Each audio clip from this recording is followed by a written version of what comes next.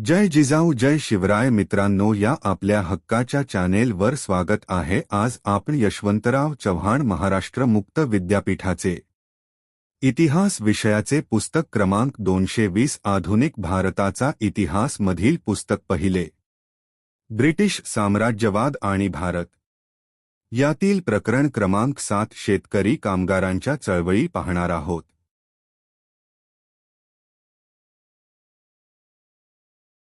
7.2 कामगार चळवळी। भारतात 19व्या शतकाच्या उत्तरार्धात आधुनिक कामगार वर्ग उदयाला आला। कामगारविषयक कायद्यांच्या संरक्षणाअभावी भांडवलदारांकडून कामगारांची प्रचंड पिळवणूक केली जात असे। अपुरी मजुरी, कामाचे अवाजवी तास, कामाच्या ठिकाणचे असुरक्षित व अनारोग्यकारक वातावरण यांबाबत कामगारांना संरक्षण नव्हते। परंतु जसजशी कामगार चळवळ विकसित झाली तसतसा परिस्थितीत बदल होऊ लागला।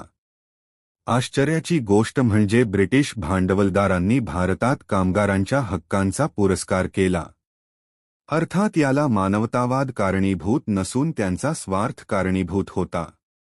मजुरीच्या कमी दरामुळे भारतीय मालाचा उत्पादन खर्च कमी होता व त्यामुळे या मालाच्या किमती तुलनेने कमी ठेवणे शक्य होते।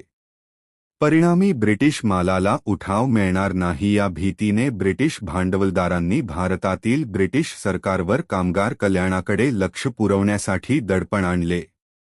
अर्थात आपल्या हक्कांच्या प्राप्तीसाठी भारतीय कामगारांना लढा द्यावाच लागला। या लढ्याने प्रामुख्याने 20व्या शतकात खरा आकार घेतला। त्याआधी 19व्या शतकाअखेरीला काही संघटन व संप घडून आले। सत्यशोधक समाजाचे एक कार्यकर्ते नारायण मेघजी लोखंडे यांनी दीनबंधू मधून कामगारांच्या गहाण्यांना वाचा फोडली। 1890 मध्ये त्यांनी मुंबईतील गिरणी कामगारांची संघटना स्थापन केली। बॉम्ब फॅक्टरी कमिशनला त्यांनी कामगारांच्या मागण्यांबाबत 5500 कामगारांच्या सह्यांचे निवेदन सादर केले। समाजसुधारक आगरकर यांनी कामगारांना सवलती देण्याबाबत मराठा या वृत्तपत्रातून गिरणी मालकांना आवाहन केले। 1882 ते 1890 या काळात मुंबई व मद्रास इलाख्यात सुमारे 25 संप घडून आले। रेल्वे, टपाल, मुद्रण इत्यादी क्षेत्रांतील कामगारांच्या काही छोट्या संघटना 19व्या शतकात उदयास आल्या, पण एकंदरीत 1918 पूर्वीच्या कामगार चळवळीत जाणीवपूर्वकता व जोश कमी होता। याला अपवाद असलेली एक घटना म्हणजे 1908 मध्ये लोकमान्य टिळकांना अटक झाल्यावर मुंबईच्या कामगारांनी उत्स्फूर्तपणे केलेला संप। भारतातील वाढत्या राजकीय जागृतीचे चिन्ह म्हणून रशियाचा साम्यवादी नेता लेनिन याने या घटनेचे स्वागत केले। पुढील काही घटक भारतीय कामगार चळवळीच्या विकासाला उपकारक ठरले। कामगार वर्ग हा संख्येने लहान असला तरी एका जागी काम करणारा, समान समस्यांना सामोरा जाणारा, आधुनिक समाजाच्या गरजांसाठी राबणारा असा तो वर्ग होता। त्यामुळे या वर्गाला संघटित करणे व त्यांचा आत्मविश्वास जागा करणे तुलनेने सोपे होते। भारतात इतर क्षेत्रातील जागृतीचे लोण कामगार वर्गात पसरणे स्वाभाविक होते। 1903 ते 1908 या काळातील स्वदेशीच्या चळवळीने कामगारांमध्ये लढ्याच्या जाणीवा रुजवण्यास सुरुवात केली। पहिल्या महायुद्धाच्या काळात राष्ट्रीय जागृतीला जोम प्राप्त झाला। ब्रिटिशांची दांभिक भूमिका उघड होऊ लागली। काँग्रेसने कामगार प्रश्नांकडे अधिक लक्ष पुरवायला सुरुवात केली। बिपिनचंद्र पाल आणि जी सुब्रमण्यम अय्यर अशा राष्ट्रीय नेत्यांनी कामगारविषयक कायद्यांची मागणी केली। महायुद्धाच्या काळात भांडवलदारांनी जादा नफा कमावला, पण कामगारांचे वेतन मात्र वाढवले नाही। उलट महागाईने व टंचाईने त्यांच्या दैन्यात भर पडली। कामगारांच्या राज्याचा पुरस्कार करणाऱ्या साम्यवादी तत्त्वज्ञानावर आधारलेली जगातील पहिली क्रांती 1917 मध्ये रशियात घडून आली। साम्यवादाच्या या विजयामुळे जगभराच्या कामगारांना स्फूर्ती मिळाली। 1920 मध्ये आंतरराष्ट्रीय मजूर संघ या संस्थेची स्थापना झाली आणि जगभरच्या कामगार प्रश्नांकडे व कामगार कल्याणाकडे जगाचे लक्ष वेधले गेले। 1918 मध्ये अहमदाबादच्या कापड गिरण्यांमधील मजुरांच्या प्रश्नात महात्मा गांधी यांनी लक्ष घातले. त्यांनी अहमदाबाद टेक्सटाईल लेबर असोसिएशनची स्थापना केली. देशातल्या त्या वेळच्या या सर्वात मोठ्या कामगार संघटनेची सभासद संख्या 14,000 इतकी होती. गांधीजींनी अहमदाबादच्या कामगारांचा जो संप घडवून आणला त्यामुळे त्यांच्या मजुरीत 27.5% वाढ झाली. 1918 ते 20 या काळात कलकत्ता, कानपूर, जमशेदपूर, अहमदाबाद, मुंबई, सोलापूर, मद्रास इत्यादी औद्योगिक शहरांमध्ये कामगारांनी संप पुकारले. या आर्थिक लढ्याच्या जोडीलाच रौल्ट कायद्यांविरुद्ध राजकीय संपातही कामगार सहभागी झाले. 1918 मध्ये बी.पी. वाडिया यांनी मद्रास लेबर युनियन या मोठ्या कामगार संघटनेची स्थापना केली. देशातल्या कामगार चळवळींचे सुसूत्रीकरण करण्याच्या उद्देशाने लवकरच राष्ट्रीय पातळीवर कामगार संघटना अस्तित्वात आली. नारायण मल्हार जोशी, लाला लजपतराय, जोसेफ बाप्टिस्टा, दिवान चमनलाल इत्यादींच्या पुढाकारातून 1920 मध्ये ऑल इंडिया ट्रेड युनियन काँग्रेसची आर्टची स्थापना झाली. मुंबईच्या कामगार वर्गाशी जवळीक राखणाऱ्या लोकमान्य टिळकांची प्रेरणासुद्धा या स्थापनेमागे होती. राष्ट्रीय सभेचे जहाल नेते लाला लजपतराय हे आर्टचे पहिले अध्यक्ष होते. आर्टकवर सुमारे एक दशकभर नाम जोशींसारख्या उदारमतवादी राजकीय नेत्यांचे वर्चस्व होते. भारत सेवक संघाचे सेवाभावी सदस्य असलेल्या नाम जोशींनी भारतीय कामगार चळवळीच्या आरंभकाळात पायाभूत कार्य केले. 1927 पासून आर्टकवर डाव्या विचारांच्या नेत्यांचा प्रभाव पडला. 1942 पर्यंत आर्टची सदस्यसंख्या 3,37,695 पर्यंत वाढली. चित्तरंजन दास, जवाहरलाल नेहरू, सुभाषचंद्र बोस यांच्यासारख्या राष्ट्रवादी नेत्यांनी आर्टच्या काही अधिवेशनाचे अध्यक्षपद भूषवले होते. 28 मधील सायमन कमिशन विरोधी लढ्यात विशेषतः मुंबईच्या कामगारांचा प्रभावी सहभाग होता. 1928 ते 29 मध्ये कामगार संपांची नवी लाट आली. बंगालचे ताग कामगार, खरगपूर व मुंबईचे रेल्वे कामगार, पूर्व व दक्षिण भारतीय रेल्वे कामगार, जमशेदपूरचे पोलाद कामगार यांनी संप केले. मुंबईत तर सुमारे 1.5 लाख कापड गिरणी कामगार 5 महिने संपावर होते. सरकारने कामगारांच्या मागण्यांची पुरेशी दाद घेतली नाही. 1929 मध्ये 31 कामगार नेत्यांना अटक झाली. या काळातला मीरत कटाचा खटला प्रसिद्ध आहे. 1935 ते 36 मध्ये कलकत्ता, कानपूर, अहमदाबादमध्ये मोठे संप झाले. 1937 मध्ये काँग्रेस मंत्रिमंडळे सत्तेवर आली तेव्हा कामगारांचा पाठिंबा त्यांना विशेष उपयुक्त ठरला. 1937 ते 38 मध्ये कलकत्ता, मुंबई व मद्रास येथे मोठे संप झाले. 1946 मधील मुंबईतील नाविकांच्या बंडाला कामगारांनीही प्रतिसाद दिला. दुसऱ्या महायुद्धाच्या काळात अधिकृत नोंदणी झालेल्या भारतातील कामगार संघटनांची संख्या प्रचंड वाढली.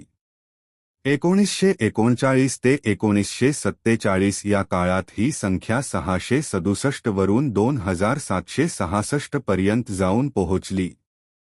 1937 पेक्षा 1938 मध्ये कामगार संघटनांच्या सदस्यांची संख्या 50% वाढली.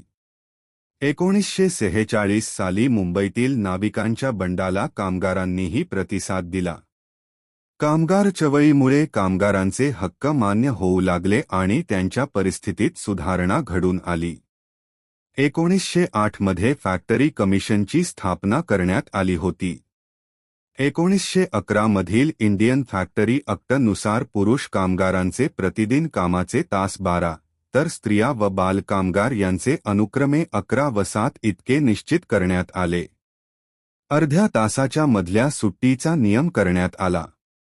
कामगारांच्या आरोग्य व सुरक्षिततेविषयी काही तरतुदी करण्यात आल्या. 1922 मधील इंडियन फॅक्टरी ॲक्टनुसार कामगारांचे कामाचे तास आणखी कमी करण्यात आले. उदाहरणार्थ, पुरुष कामगारांसाठी कार्यतासांची मर्यादा 12 वरून 10 पर्यंत खाली आणण्यात आली. 1923 मधील इंडियन माइन्स ॲक्ट नुसार खाणकामगारांच्या कार्यतासांवर निश्चित मर्यादा घालण्यात आली. 1923च्या वर्कमन्स कॉम्पेन्सेशन ॲक्ट नुसार सुरक्षेबाबत आणि अपघातांच्या नुकसान भरपाईबाबत नियम आखण्यात आले. 1926च्या इंडियन ट्रेड युनियन ॲक्ट नुसार भारतातील कामगार संघटनांना कायदेशीर मान्यता मिळू लागली. भारतात शेतकरी, कामगार, व्यावसायिक, स्त्रिया अशा विविध गटांमध्ये जागृती होऊन वेगवेगळ्या चळवळी उभ्या राहिल्या. काँग्रेसच्या समान छत्राखाली एकत्र येऊन या चळवळी राष्ट्रीय चळवळीला हातभार लावू लागल्या, परंतु राष्ट्रीय चळवळीद्वारे या गटांच्या सर्व समस्यांचे निराकरण होणे शक्य नव्हते. त्यामुळे त्यांनी स्वतंत्रपणे सुद्धा आपले लढे पुढे नेले. किसान कामगारांचे लढे म्हणजे भारतातील शोषित बहुजनांमधील जागृतीचा प्रभावी आविष्कार होता. 7.2.3 भारतीय समाजवादाचा उदय. भारताच्या राष्ट्रीय चळवळीत तरुण नेतृत्व कसे पुढे आले आणि समाजवादी प्रवाह कसे निर्माण झाले याचा विचार आपण पुढे करणार आहोतच. येथे फक्त प्रस्तुत घटकाच्या संदर्भात समाजवादाच्या उदयाचा थोडा अभ्यास करूया. किसान कामगार हे समाजातील शोषित वर्ग होते. या वर्गाचे शोषण थांबले पाहिजे, त्यांना न्याय मिळाला पाहिजे, यासाठी झगडणारे तत्त्वज्ञान म्हणजे समाजवाद. समाजाची उत्पादन साधनांवरील मालकी आणि संपत्तीचे न्याय्य वाटप यांवर या तत्त्वज्ञानाचा भर होता. समाजवाद ही भांडवलशाही विरुद्धची प्रतिक्रिया होती. साम्यवाद हे समाजवादाचेच लढाऊ रूप होते. साम्यवादाने वर्गसंघर्ष अपरिहार्य मानला आणि त्यामध्ये कामगार वर्गाच्या विजयाचे भाकीत केले. 1917 मध्ये रशियात झालेली बोल्शेव्हिक क्रांती ही जगातील पहिली साम्यवादी क्रांती होती. या क्रांतीनंतर जगभर समाजवादी साम्यवादी विचारांचा प्रसार झाला. भारतही त्याला अपवाद नाही. भारतातील समाजवादाच्या उदयाने भारतीय कष्टकरी वर्गांच्या हक्कांसाठीच्या लढ्यांना अधिक चालना मिळाली. लोकशाही व धर्मनिरपेक्षतेप्रमाणे समाजवाद हे आधुनिक भारताचे एक आधारभूत मूल्य बनले. 1917च्या रशियन क्रांतीने भारतीय युवकांना आकर्षित केले. भारतातील एक क्रांतिकारी नेते मानवेंद्रनाथ रॉय हे साम्यवादाच्या प्रभावाखाली आले. आंतरराष्ट्रीय साम्यवादाच्या चळवळीत त्यांनी महत्त्वाची भूमिका पार पाडली.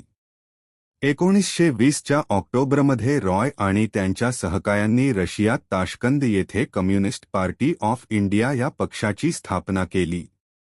या सुमारास भारतात काही समाजवादी व साम्यवादी गट स्वतंत्रपणे कार्य करत होते.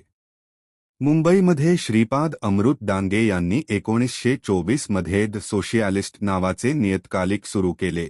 असेच कार्य बंगालमध्ये मुझफ्फर अहमद व नझरुल इस्लाम, पंजाबात गुलाम हुसेन, मद्रासमध्ये प्रा. सिग्रावेलू हे करत होते.